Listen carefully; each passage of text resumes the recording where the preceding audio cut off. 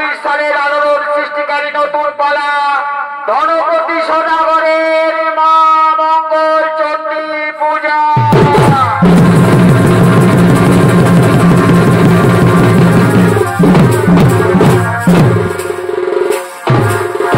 তাই ওদিকে উজ্জয়িনী নগরের রাজা ধনপতি সদাগর, তার প্রথম স্ত্রী লহনা, তার কোনো সন্তান না হওয়ায় ধনপতি সদাগর সন্তান লাভের আশায় দ্বিতীয়বার বিবাহ করলেন খুল্লনাকে। খুল্লনা সন্তান লাভের আশায় গোপনে মা মঙ্গল চণ্ডী পূজা করতেন। এতদিনে মা মঙ্গল চণ্ডী পূজা করার ফল খুল্লনা আজকে পেয়েছেন। খুল্লনা আজকে ৫ম মাসের গর্ভবতী। তাই খুল্লনা চলেছেন নিজ অন্তঃপুরের দিকে মা মঙ্গল চণ্ডী পূজা করার জন্য।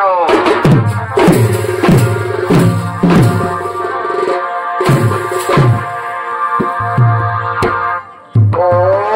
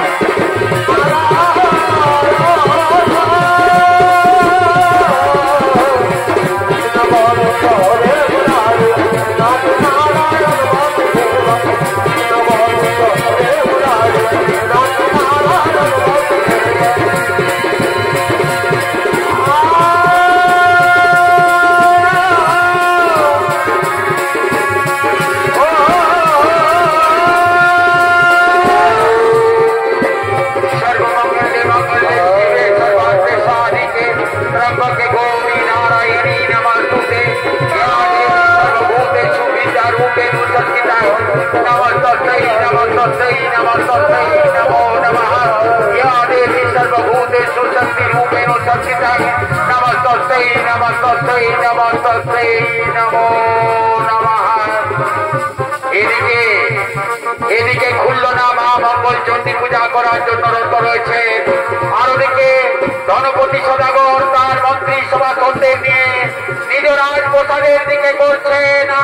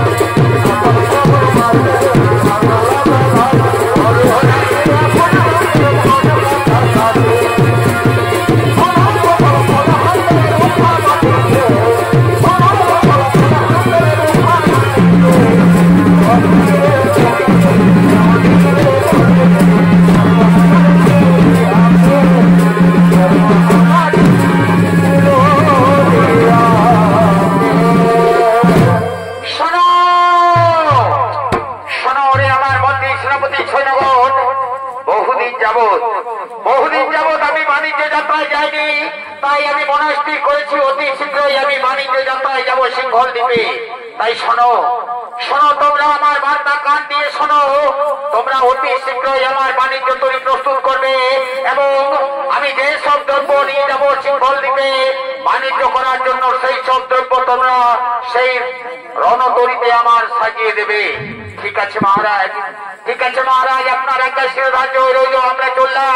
আমরা চললাম আপনার বাণিজ্য তৈরি প্রস্তুত করার জন্য। আমরা এক্ষুনি আপনার বাণিজ্য তৈরি প্রস্তুত করছি।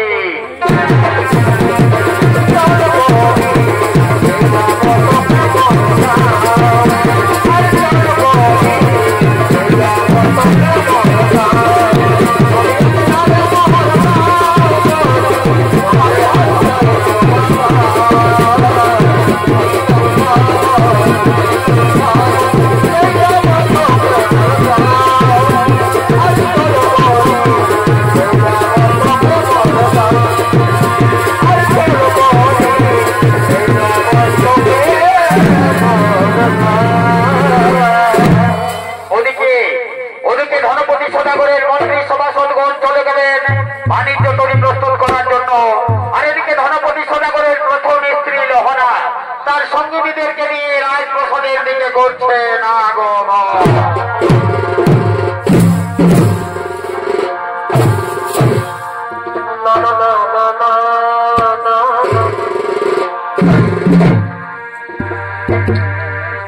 তোর বিহা হয়ে গেল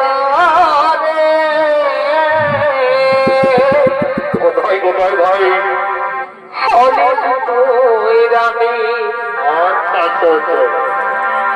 তোর বিহা হয়ে গেল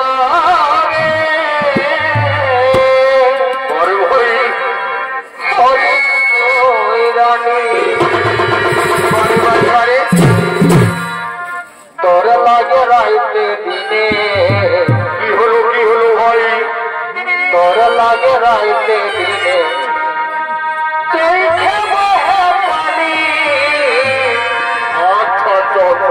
তোর বিহা হয়ে গেল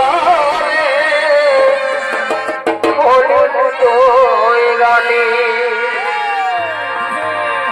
বলেছিলি নিজের মুখে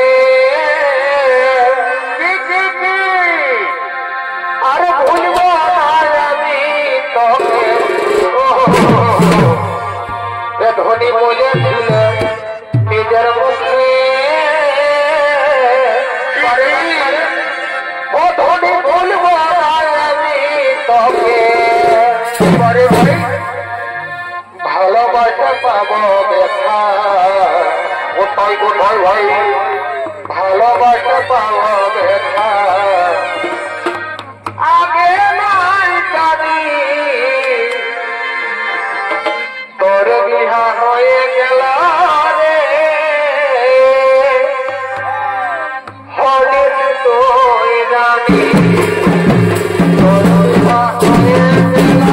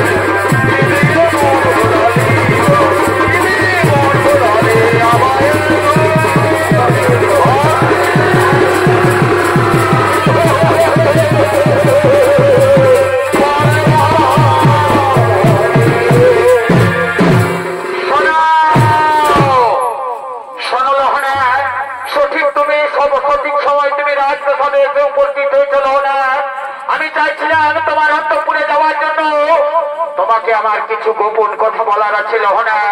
শোনো লহনা, আমি বড় স্থির করেছি আমি অতি শীঘ্রই সিঙ্গল দ্বীপে বাণিজ্য যাত্রায় যাব। তাই তোমাকে আমি আমার এই রাজ্যের ভার অর্পণ করে আমি বাণিজ্য যাত্রায় যাব লহনা। তাই তোমাকে আমার রাজ্যের ভার অর্পণ করে আমি বাণিজ্য যাত্রায় যাব। শোনো গোস্বামী দেবতা আমার, তুমি বাণিজ্য যাত্রায় যাবে, আমি তোমাকে বাধা দেব না।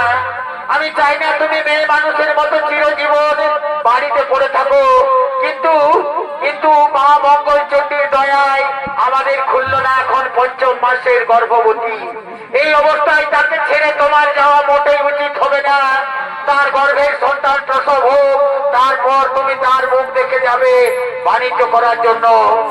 কি আনন্দের কথা আজ তুমি আমায় শোনালে লহনা। যে আনন্দের কথা শোনার জন্য আমার কর্ণমোহন এতদিন ধরে প্রতীক্ষা করছিল, সেই আনন্দের কথা তুমি আজকে শোনালে আমায় লহনা। কিন্তু লহনা, এমন দিনে তুমি আনন্দের কথা শোনালে যে আমি তোমার কথা কিছুতেই রাখতে পারবো না লহনা।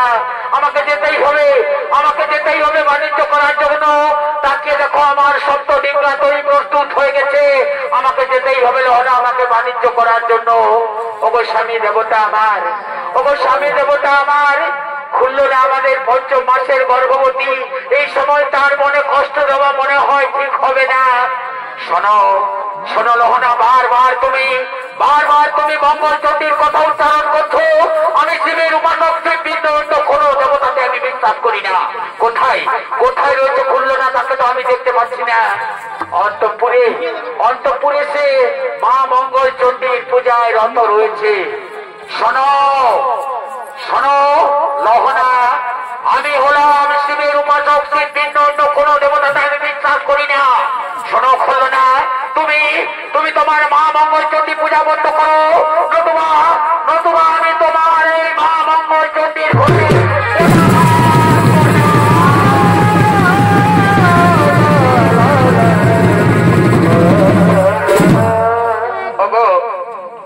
স্বামী দেবতা আমার।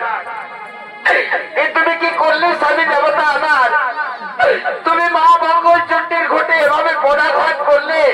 শোনো শোনো লোহনা, আমি তো প্রথমেই বলেছি আমি শিববিন্দু অন্য কোন দেবতাতে আমি বিশ্বাস করি না। আমার রাজ্যে আমি অন্য কোন দেবতার পূজা হতে দেবো না, এবং আমি নিজেও কোন দেবতার পূজা করবো না। তাই আমি যা করেছি ঠিক করেছি। শোনো লোহনা, আমি চললাম বাণিজ্য করার জন্য সিঙ্গল দ্বীপে। যদি খুল্লনার গর্ভে পুত্র সন্তান জন্মগ্রহণ করে তবে তার নাম রাখবে তুমি সীমন্ত, আর যদি কন্যা সন্তান জন্মগ্রহণ করে তবে তার নাম রাখবে তুমি শ্রীমতী। এই আমার আদেশ, এই আমার নির্দেশ। আমি এখন আসি লোহনা, আমি এখন আসি।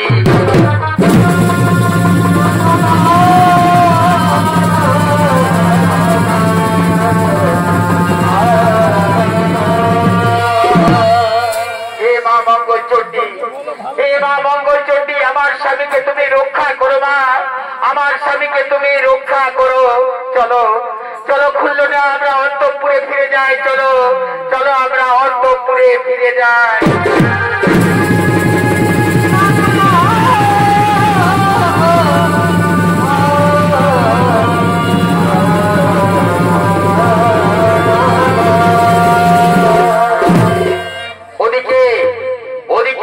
মঙ্গল চণ্ডীর ঘটে লাথি মারার জন্য ধনপতি সদাগরের সপ্ত ডিঙ্গা তরী সমুদ্রে ডুবে গেছে।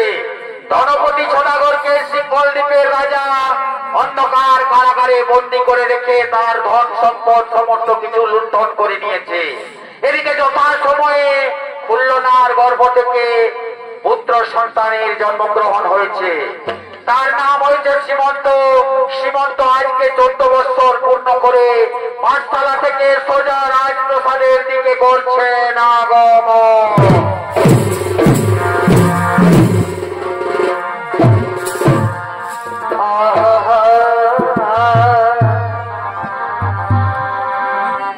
ধনী তোমার কি ভোলা যাই গো, ধনী তোমার কি ভোলা যাই গো।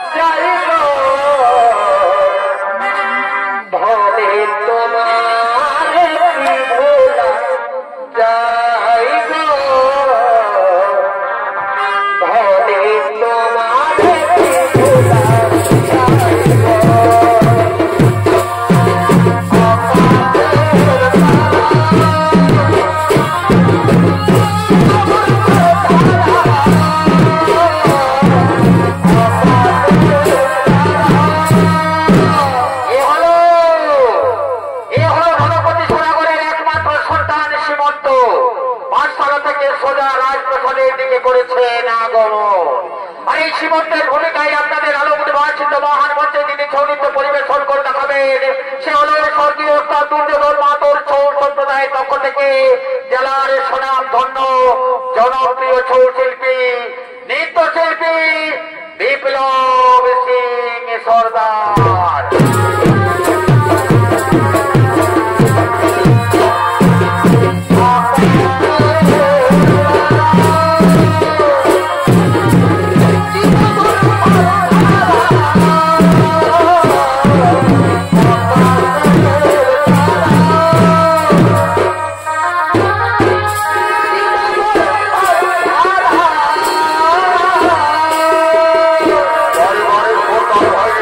Oh,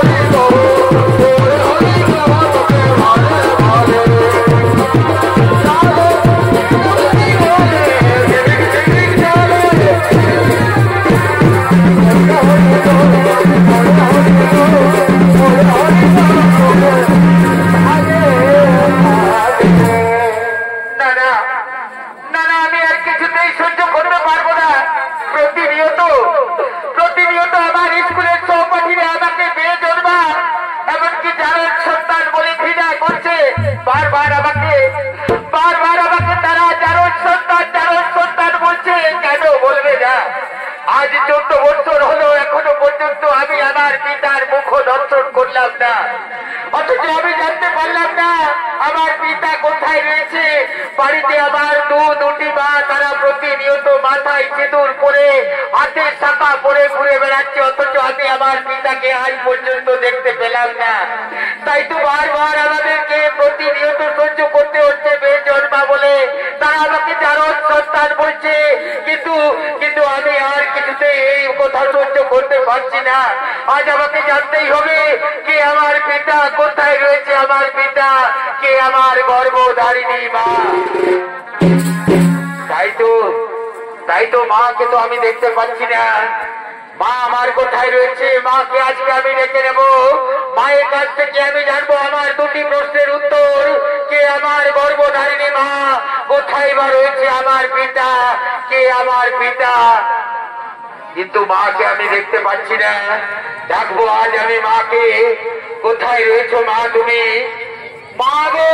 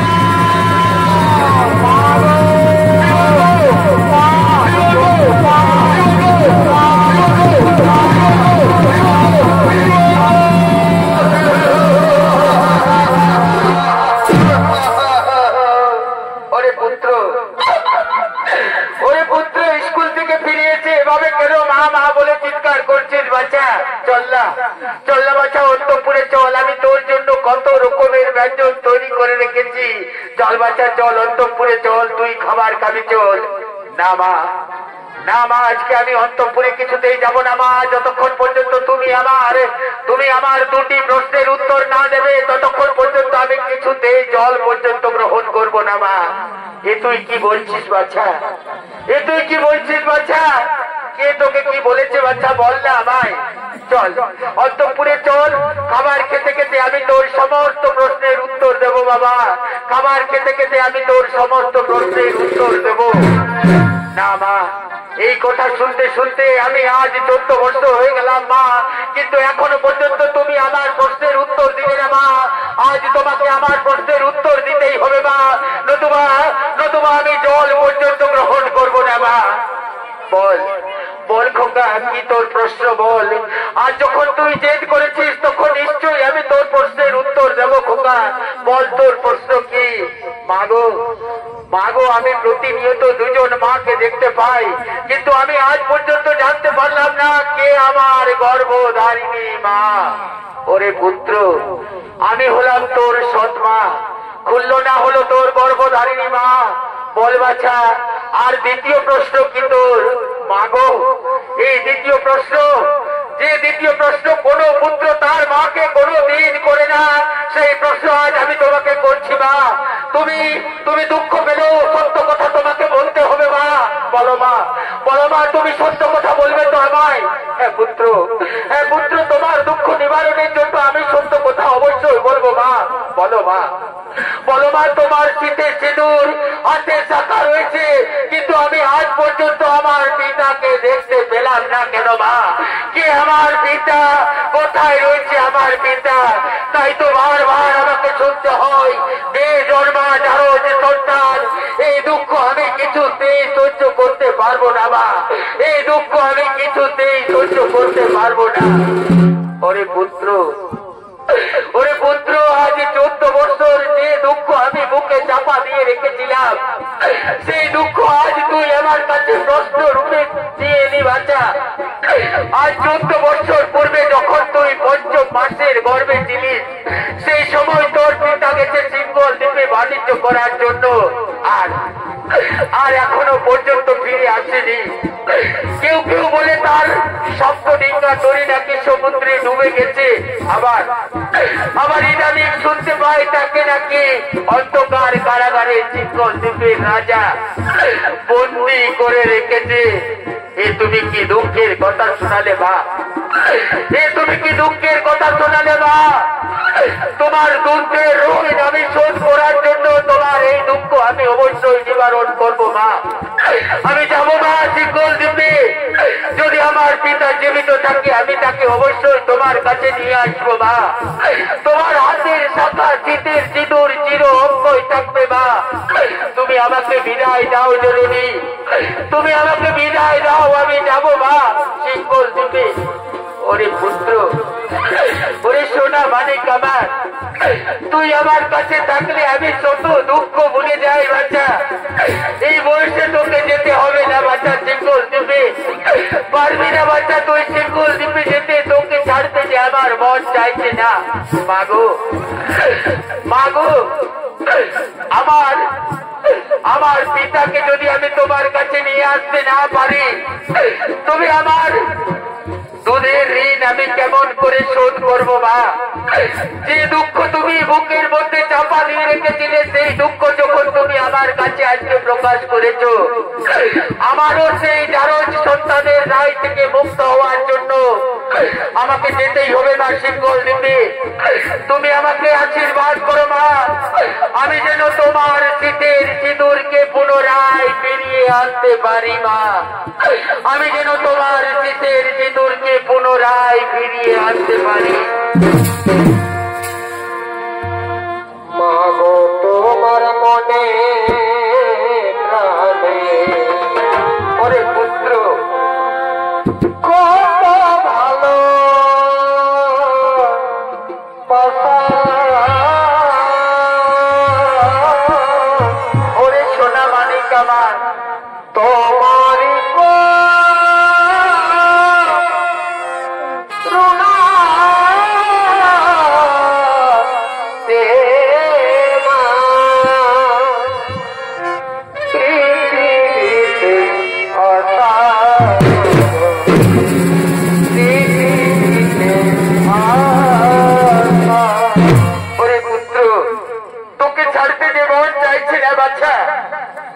তোকে এই বয়সে আমি কিছুতেই বিদায় দিতে পারছি না বাচ্চা। আজ 14 বছর হলো আমি স্বামী হারা, কিন্তু তোর মুখ দিয়ে আমি সমস্ত দুঃখ ভুলে রয়েছি বাচ্চা। আর এই সময় যদি তুই চলে যাস বাচ্চা, তাহলে আমি কেমন করে বাঁচবো বাচ্চা, আমি কেমন করে বাঁচবো? মাগো মাগো, তুমি চিন্তা করো না মা, আমি অবশ্যই তোমার শীতের সিঁদুরকে ফিরিয়ে আনবো মা, আমি অবশ্যই তোমার শীতের সিঁদুরকে ফিরিয়ে আনবো। তোমার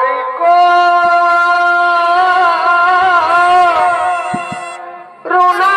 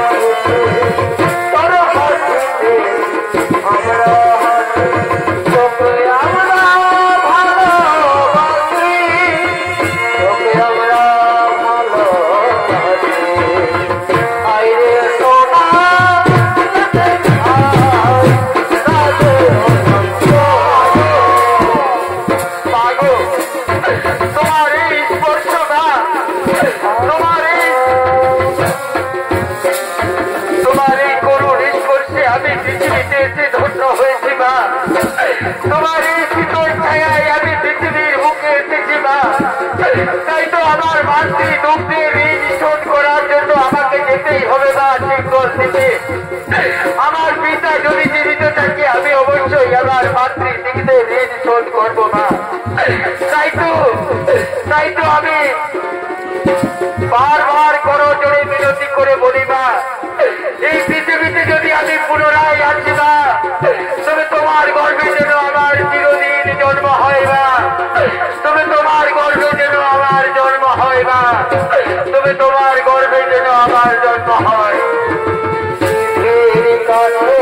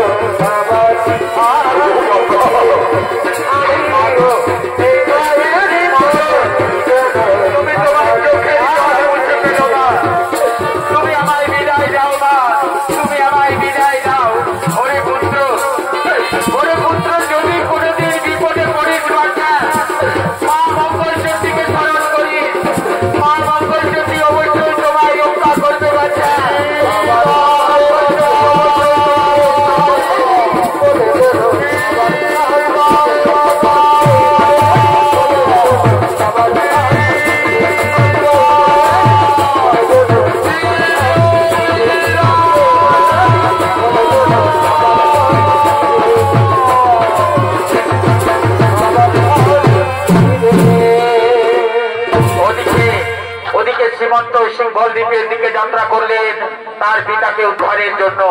আর ওদিকে সিংহল দ্বীপের রাজা তার সৈন্য সামন্তদের দিয়ে ছুটে চলেছে নিজ রাজপ্রাসাদের দিকে।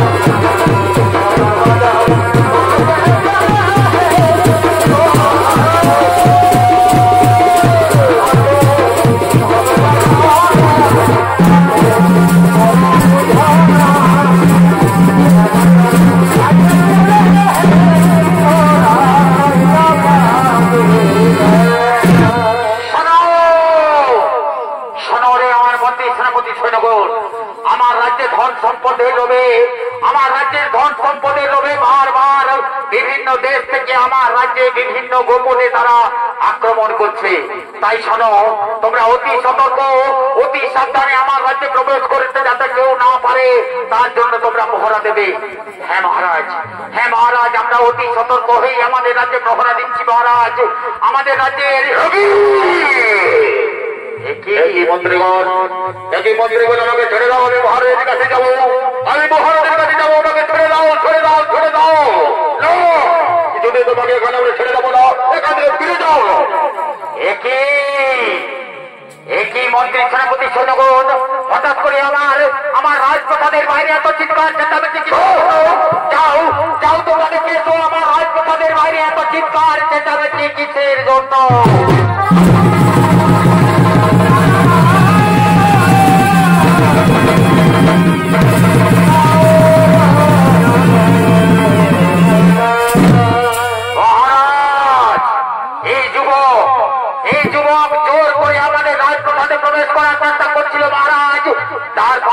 প্রবেশ করতে দেয়নি, তাই এই যুবক চিৎকার চেঁচামেচি করে আমাদের অন্তঃপুরে আসার চেষ্টা করছিল মহারাজ।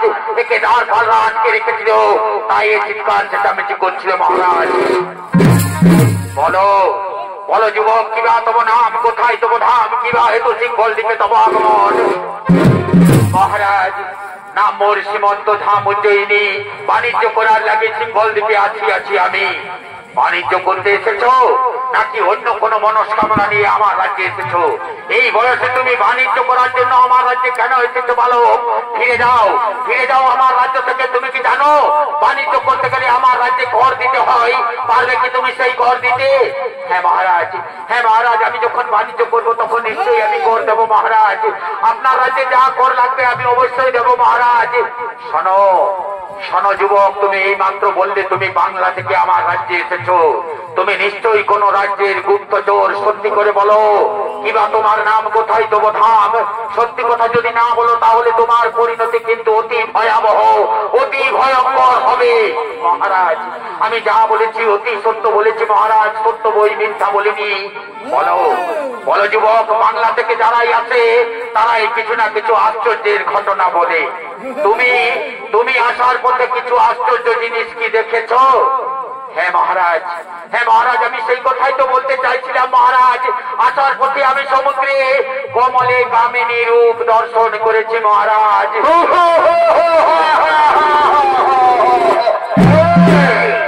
কমলে কামিনী রূপ তুমি দর্শন করেছো? ওরে যুবক, সমুদ্রে যুবককে কোনদিন কমল হতে পারে না, তার উপরে আবার তুমি কামিনী রূপ দর্শন করেছো। এই মিথ্যা কথা তুমি আমাকে বলছো কেন? শোনো যুবক, তুমি কি আমাকে দেখাতে পারবে সেই কমলে কামিনী রূপ? যদি তুমি আমাকে সেই কমলে কামিনী রূপ দেখাতে পারো, তাহলে আমি তোমাকে আমার রাজ্যে বিনা করে বাণিজ্য করার অনুমতি দেব। আর যদি দেখাতে না পারো, তাহলে কিন্তু তোমার বিপদ ঘনিয়ে আসছে যুবক। তাহলে তোমার পরিণতি কিন্তু অতি ভয়াবহ, অতি ভয়ঙ্কর।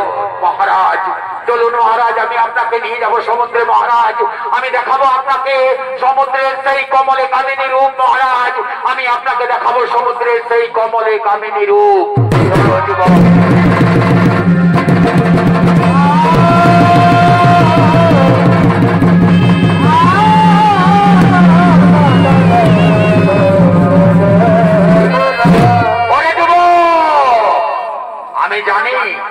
আমি জানি তুমি আমাকে বোকা বানানোর চেষ্টা করছো।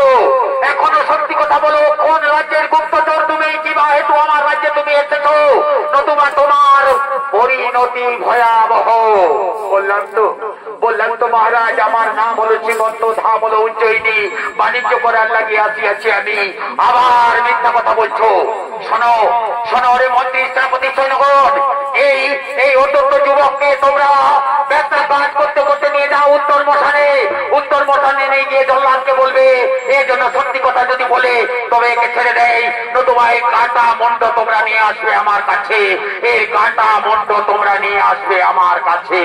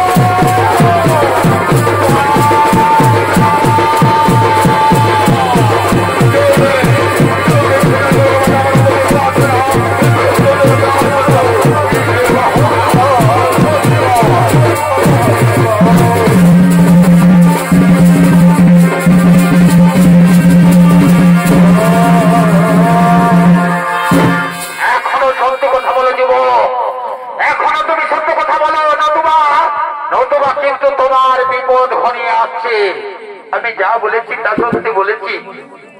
আমি সত্য বই মিথ্যা কোনো বলিনি। আমি যা বলেছি সত্য বলেছি। শোনো যুবক, এখন সত্য কথা বলছো না। আমরা কিন্তু জল্লাদের হাতে তোমাকে তুলে দিতে বাধ্য হবো। সত্য কথা বলো না তোমা। যাও যাও, এই যুবক কিছুতেই সত্য কথা বলবে না। যাও যাও, তোমরা অতি তাড়াতাড়ি ডেকে নিয়ে এসো জল্লাদকে।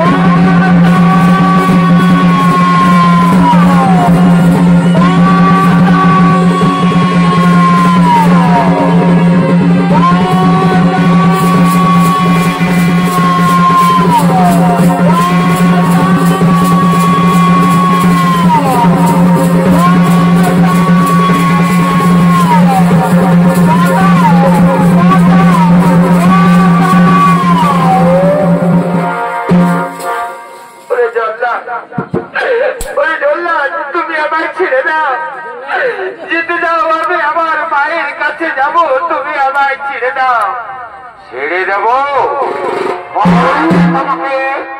মহারাজের আদেশ আমাকে পালন করতে হবে। ছেড়ে দেব তোমায়? তোমার কাটা মুন্ড নিয়ে যাব আমি মহারাজের কাছে। এখনো সময় রয়েছে, সত্যি কথা বলো, নতুবা তোমার কিন্তু কাটা মুন্ড আমাদেরকে নিয়ে যেতে হবে।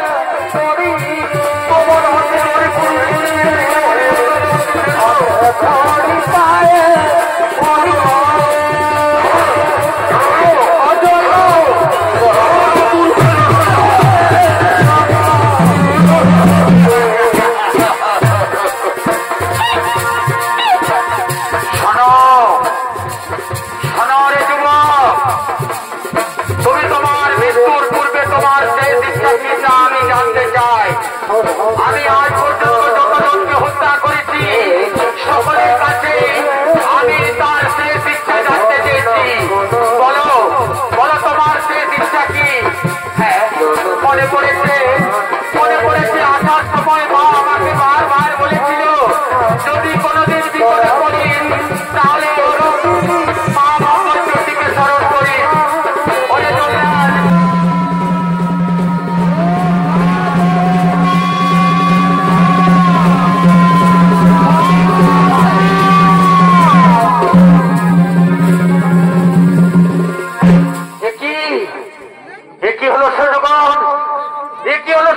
আমার হাতের থেকে আমার খর্ব খসে পড়ে গেল সৈন্যগণ। আমার শরীর থেকে কেমন যেন আমার সমস্ত শক্তি দুর্বল হয়ে যাচ্ছে সৈন্যগণ।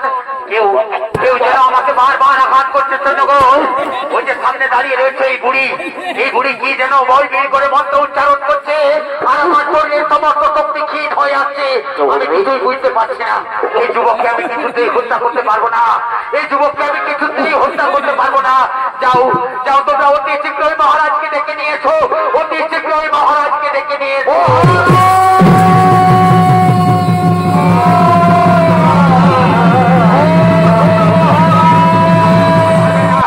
মহারাজ, আপনার কথা মতো আমি বহু মানুষকে হত্যা করেছি মহারাজ, কিন্তু জানি না মহারাজ আজকে কেন যেন আমার হাতের থেকে বারবার খর্ব খসে পড়ে যাচ্ছে মহারাজ। যেই আমি এই যুবককে হত্যা করতে যাচ্ছি অমনি আমার শরীরের শক্তি দুর্বল হয়ে যাচ্ছে মহারাজ। ওই যে সামনে দাঁড়িয়ে রয়েছে ওই বুড়ি কি যেন ভিড় ভিড় করে মন্ত্র উচ্চারণ করছে, আর আমার শরীরের সমস্ত শক্তি দুর্বল হয়ে যাচ্ছে মহারাজ। একে আমি কিছুতেই হত্যা করতে পারবো না মহারাজ, একে আমি কিছুতেই হত্যা করতে পারবো না। এই বুড়ি, এ তুই কি বা তোর পরিচয়? সত্যি করে বল, এ তুই কি বা তোর পরিচয়? ওরে শালিবান, এই যুবককে তুই ছেড়ে দে। এই যুবক তো কোনো অন্যায় করেনি, একে তুই ছেড়ে দে। না, এই যুবক আমার সামনে মিথ্যা কথা বলেছে। ও আমাকে কমলে কামিনী রূপ দর্শন করাবার কথা ছিল, কিন্তু ও আমাকে কমলে কামিনী দর্শন করাতে পারেনি। তোর এই পাপ, তুই যে পাপ করেছিস, তোর অন্ধকার কারাগারে বিনা দোষে বহু মানুষকে বন্দী করে রেখেছিস। তুই বহু মানুষের ধন সম্পদ লুণ্ঠন করে নিয়েছিস। তাই এই তোর পাপ চক্ষু দিয়ে তুই কমলে কামিনী রূপ কোনদিন দর্শন করতে পাবি না। তবে হ্যাঁ, যদি তুই কমলে কামিনী রূপ দর্শন করতে চাস, তাহলে এই যুবকের হাত ধরে তুই কমলে কামিনী রূপ দর্শন করবি। শোন, আমার কথা শোন। তোর অন্ধকার কারাগার থেকে সমস্ত বন্দীকে মুক্তি করে দে। সেই বন্দির মধ্যে এর পিতাও রয়েছে। ধনপতি সদাগরকে নিয়ে আয় তুই এখানে। আজ আমি পিতা পুত্রের মিলন করিয়ে দেব। তারপরে সীমন্তের হাত ধরে তুই অবশ্যই কমলে কামিনী রূপ দর্শন করবি। বুড়ি, তুমি যা বলেছ তা যদি সত্য হয়, অবশ্যই আমি এই যুবককে ছেড়ে দেব।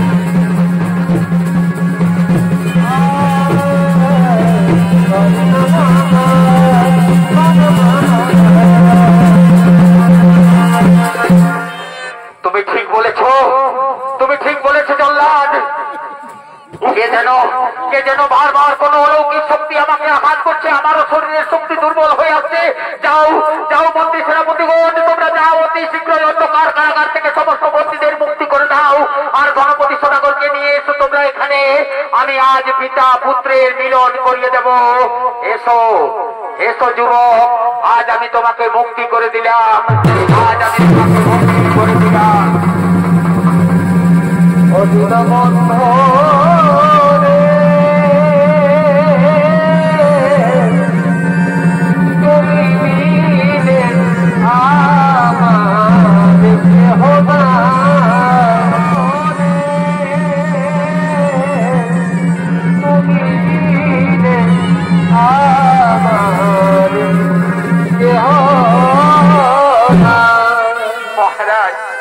মহারাজ, আমি তো বেশ অন্ধকার কারাগারে ছিলাম মহারাজ। হঠাৎ করে আমাকে আবার উত্তর পশ্চাতে কেন নিয়ে এসছেন মহারাজ?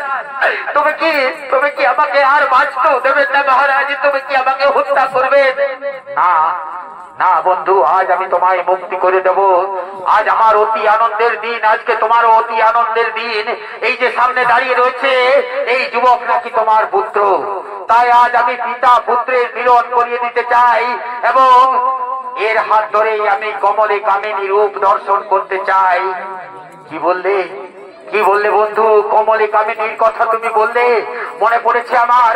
আমিও আসার সময় সমুদ্রে কমলে কামিনী দর্শন করেছিলাম। তাই তো আজ আমার মনে পড়েছে। আজ আমার এই পরিণতি। এসো পুত্র, আজ আমরা পিতা পুত্রে মিলে মা মঙ্গল চণ্ডীর পূজা করব। আজ আমরা পিতা পুত্র মিলে মা মঙ্গল চণ্ডীর পূজা করব। সেনাপতিগণ, এই শৃঙ্খল অবস্থায় তাদেরকে পূজা করতে দেওয়া হবে না। তাদেরকে খুলে দাও, তাদেরকে শৃঙ্খল মন্দির খুলে দাও। এরপর আমরা সেই সর্দারের হাত ধরে অবশ্যই মা কমলাকার দিকে দেখতে পাবো। আমাকে ক্ষমা করে দাও, আমাকে ক্ষমা করে দাও, আমাকে ক্ষমা করে দাও, আমাকে ক্ষমা করে দাও, আমাকে ক্ষমা করে দাও, আমাকে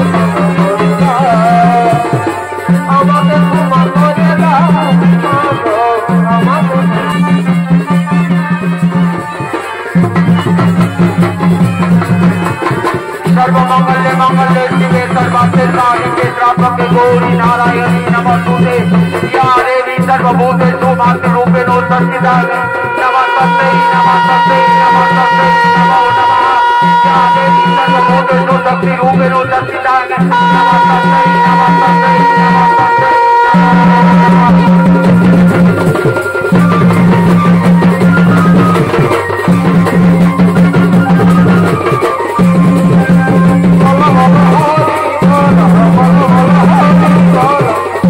Oh,